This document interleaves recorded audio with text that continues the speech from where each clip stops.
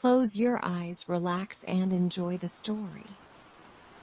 The Symphony of the Whispering Sands. Chapter 1. The Cartographer of Shadows. The ink in Jeremy's well had frozen 3 times before the first bell of the 3rd watch.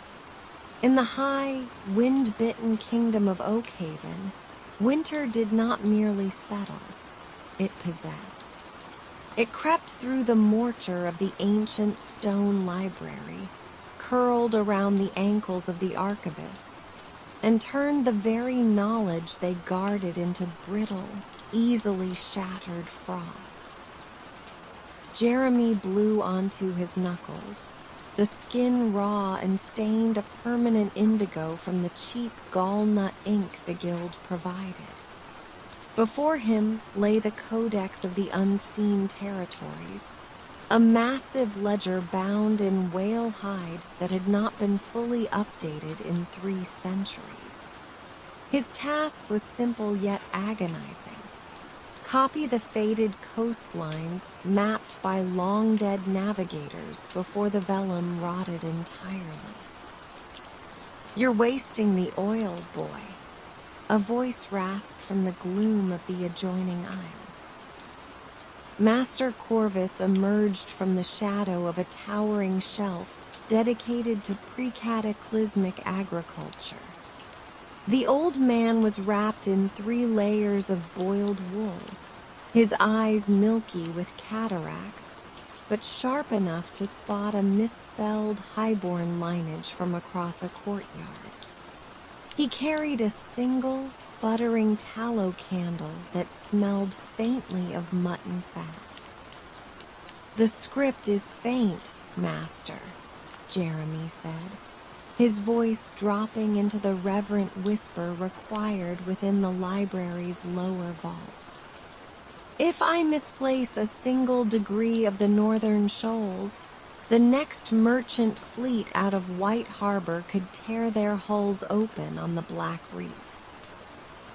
Corvus sneered, though there was no real malice in it. The old archivist had spent 40 years watching young men enter these vaults with bright eyes and leave with bent spines and dim vision. "The merchant fleets haven't sailed north of the Great Ridge since your grandfather was scraping sheepskins, Jeremy. The ice has closed the channels. We are mapping ghosts to satisfy the vanity of a king who hasn't stepped outside his solar in a decade." Jeremy didn't reply. He couldn't.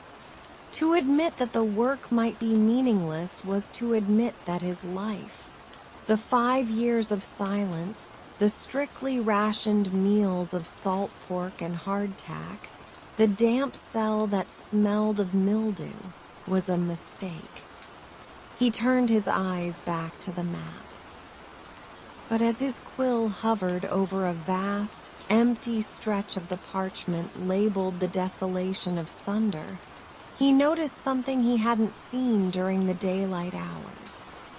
Under the weak, flickering light of Corvus's tallow candle, the seemingly blank space of the desert map revealed faint, raised lines. Not ink, not graphite. It looked like salt. "Master Corvus," Jeremy whispered, his heart giving an erratic thump against his ribs. "Look at the grain here." The old man stepped closer, his breath coming in short, rattling wheezes. He leaned down, bringing the candle so close to the ancient hide that Jeremy feared it would catch fire. Corvus squinted, his one good eye widening slightly. "It's an impression," Corvus murmured, his cynicism momentarily slipping away to reveal the scholar he had once been. "A dry stamp, but why hide a topography in the waste?" "It's not a topography," Jeremy said. He reached out, his thumb lightly brushing the crystalline ridges.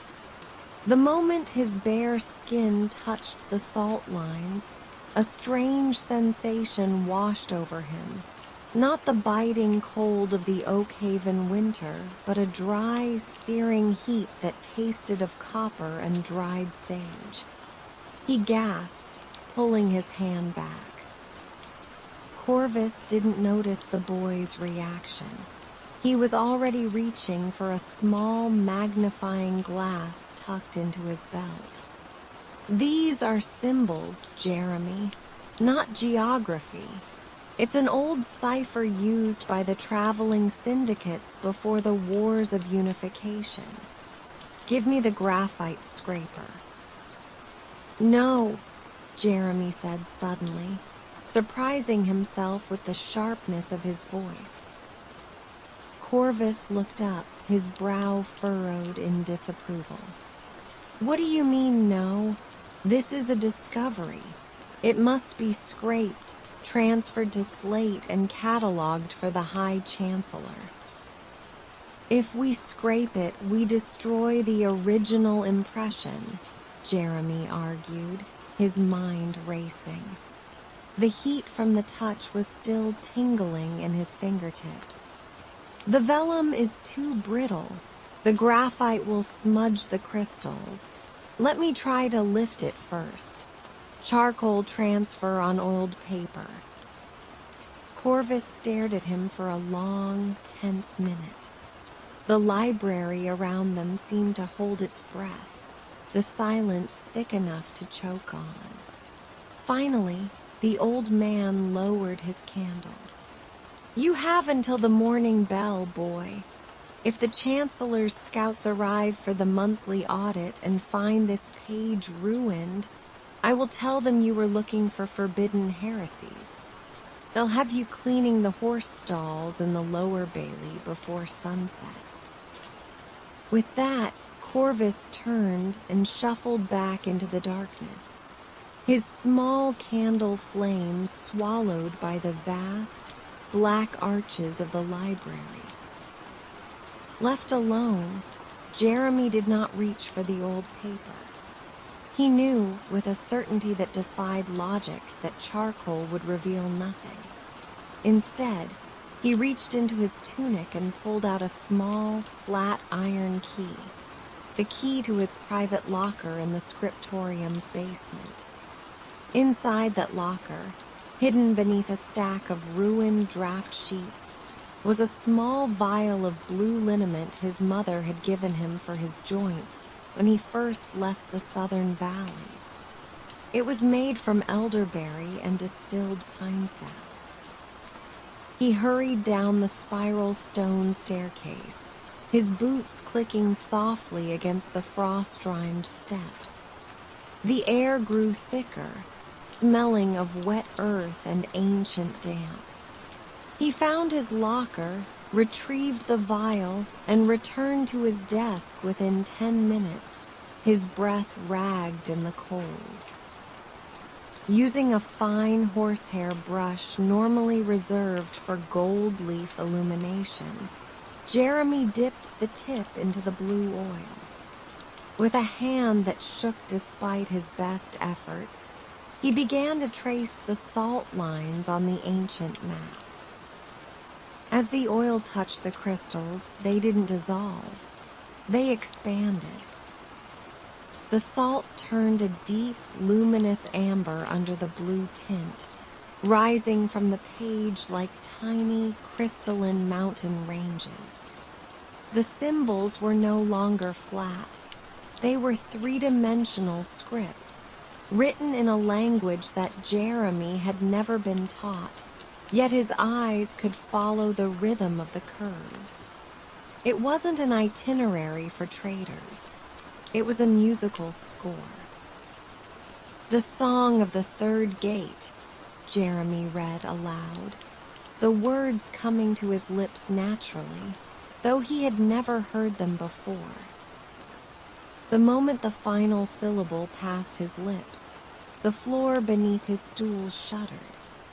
It wasn't the violent jolt of an earthquake, but a deep, resonant vibration, as if a massive bell had been struck miles beneath the bedrock of the library. In the distance, the hundreds of grandfather clocks that lined the long corridors of the upper archive, clocks that had been stopped for 50 years due to the grease freezing in their gears, began to tick in perfect, terrifying unison.